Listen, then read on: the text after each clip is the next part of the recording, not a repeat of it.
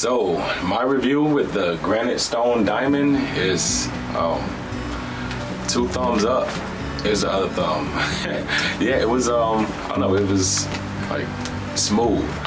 The non-stick claim that you don't need butter or oil, like I used a little bit only because the instructions and the ingredients told me to, but other than that I was able to slide my lasagna rolls, my chicken parm rolls just right around on the pan. So I thought it was great. I mean, everything was sturdy, and I even like tried to scrape the bottom of the pan with the metal spoon, which you should use wooden spoon, especially when dealing with pasta. That's what I hear.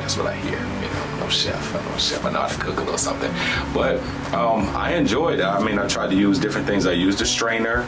I used the like 2 of the frying pans and then 1 of the pots. Actually, 2 of the pots. I just wanted to use different cookware that we have, and I don't know, I liked it, and I like the setup with the deep fryer. And I've been wanting to steam something for a long time. I didn't get a chance to steam anything today, but I just want to like steam some vegetables in there and see how that works out. And I think the deep fryer is awesome, even though I didn't get a chance to use that, but I used a lot of the other cookware. So I don't know. I dug it. I think that it was good. I think that it was cool. And the cleanup was super easy.